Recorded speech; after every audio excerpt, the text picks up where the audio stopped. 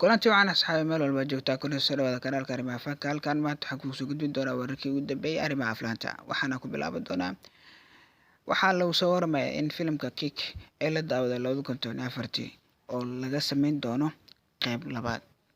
Xiddiga caanka ah ee Salman Khan ayaa sii deyn doona bisha December 2021 sida uu shaac ka qaaday agaasimaha Sajid Nadiwal. Wuxuu sheegay in uu dhawaan dhammayn doono qoraalka taxanahaas. Kick ayaa la daawaday 2014 waxa uuna noqday blockbuster, laakiin ka hor inta Kick 2 shaashada la saarin, Salman iyo Nadiwal ayaa ku soo laaban doono filimka Kabhi Diwali oo loo qorsheeyay in la sii dayn doono ciida 2021. Waxaan bilaabay qoritaanka filimkan xitaa ka hor intaanan bilaabin Kick 2, qoraalkiisa Salman iyo anigu waxaan iska kaashanay 6 sano kadib. Waxaan dareemayaa inay la mid tahay maalmaheena. Kabhi Diwali waa filim leh qaabab kala duwan, waxaana hubnaa daawadayaasha in ay jeclaan doonaan in ay ku arkaan Salman Khan Avatar aan qorsheynay, ayuu filim sameeyaha ku yiri hadal uu soo saaray. Weli ma hayno xiddigida ama atariishada loo qorsheeyay in filimkan la sameyn lahayd ama la jiri lahayd Salman Khan. Filim sameeyahan ayaa bishii September lasoo dhaafay sheegay in Kick 2 uusan sii dayn doonin ciida 2020. Kabhi Diwali waxa qori doona waxaana soo saari doona Nadiwal, halka Farhad Samjihi uu toos u jihin doono. Jumcadii aan soo dhaafnay waxaa tiyaatarada India la saaray, ama 10 Janaayo waxaa tiyaatarada India la saaray filimada kale ah Jabak iyo Tanhaji Yusin Warrior. Filimka Jabak ayaa waxaa lagu soo waramayaa in uu yahay flop weyn maadaama uu soo xareeyay 26 karoor toddobaadkiisa koowaad. Guuldarada filimka ayaa lagu eedeeyay muranka ku saabsan booqashada Deepika Padukone ee ay ku booqatay kulliyadda ku taalo Delhi. Waxaa nasiib xumo ah in lacagaha uu keenay jimcadiisa labaad uu ka hooseeyo lacagaha uu keenay filimka Good News jimcadiisa afraad ama khamiistiisa saddexaad. Filimkan wuxuu u baahnaa oo keliya 40 ilaa 50 lig. Aruurinta Jabak ilaa iyo hadda waa sidan soo socota. Jimcadiisa koowaad waxa uu keenay 4.50 karoor, Sabtidii waxa uu keenay 6.50 karoor, Axadda waxa uu keenay 7 karoor, Isniin waxa uu keenay 2 karoor, Talaado waxa uu keenay 2.25 karoor, Arbaco waxa uu keenay 2.25, halka Khamiis uu keenay 1.25 karoor. Total waa 25.75 karoor.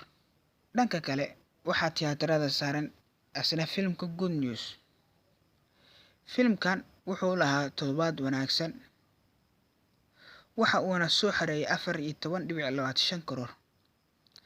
Inkasta uu ka hooseeyo Housefull 4 iyo Mission Mangal, filimkan wuxuu ku qaadanayaa ama keenayaa 190 karoor muddo 3 toddobaad gudahooda, wuxuuna raadinayaa dhammaadka inta u dhaxaysa 195 ilaa 200 karoor.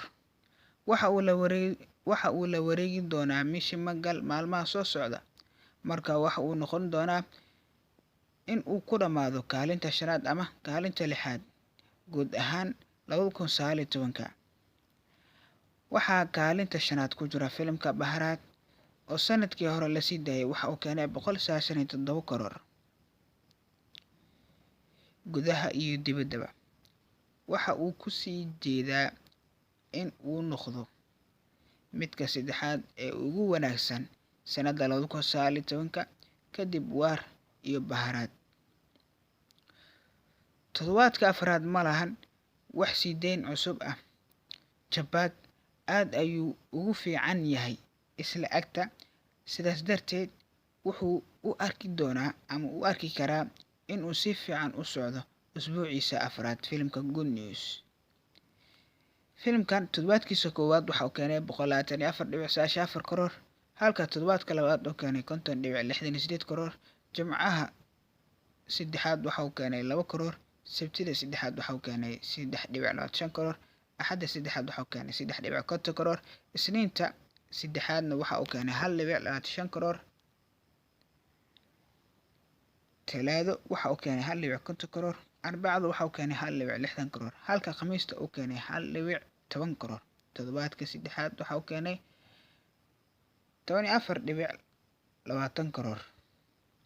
Total hadda waxa uu marayaa 189.82 karoor. Sidoo kale Tanhaji Yusuf Warrior waxaa tiyaatarada India la saaray 10ka Janaayo ama Jimcadii aan soo dhaafnay. Filimkan waxa uu sameeyay toddobaadkiisa ugu horeeyay ganacsi wanaagsan, waxa uuna soo xareeyay 116 karoor, waana lacag cajiib ah. Filimkan ayaa maalmaha shaqada ganacsi fiican sameeyay, khamiistana waxa ay u ahayd maalin muhiim ah. Waxa uuna soo xareeyay 11 karoor.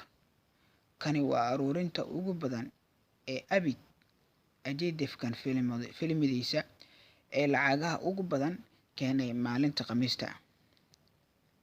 Filimkan wuxuu fursad u haystaa in uu ka talaabo halka uu marayo isbuuciisa labaad. Waxaa la rajeynayaa in uu gaari doono ilaa 200 karoor. Filimkan ayaa gobolada qaar ganacsi hooseeya ka sameeyay, waxaana ka mid ah West Bengal asigoona ka keenay 3.50 karoor, halka East Punjab uu ka keenay ama ka hooseeyaba 7 karoor. Delhi iyo hareeraheeda waxa uu ka keenay 18 karoor, waana markan Mumbai waxa uu ka keenay 50 karoor ama waxa uu dhaafay ama ka talaabsaday 50 karoor.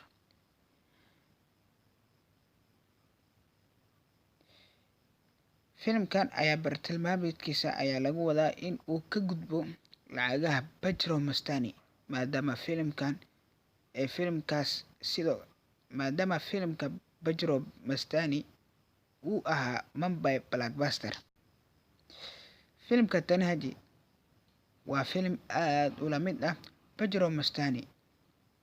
Filimkan ayaa waxa uu sameeyay jimcadiisa koowaad ama keenay 14.50 karoor, halka sabtida uu keenay 19.75 karoor, axadda waxa uu keenay 25.50 karoor, isniin waxa uu keenay 13.50 karoor, talaado waxa uu keenay 15.25 karoor, arbaco waxa uu keenay 16.25 karoor, khamiis waxa uu keenay 11.25 karoor. Wadartiisa guudna waa 116 karoor oo gab ah. Waxaana halkan u eeg warbixinada maanta ku soo qaadanay aflaamta tiyaatarada saarnaa iyo wararkii ugu xiisaha badnaa ama ugu weynaa. Fadlan subscribe saar, gambaleelka riix si muuqaal walba uu kugu soo dhaco.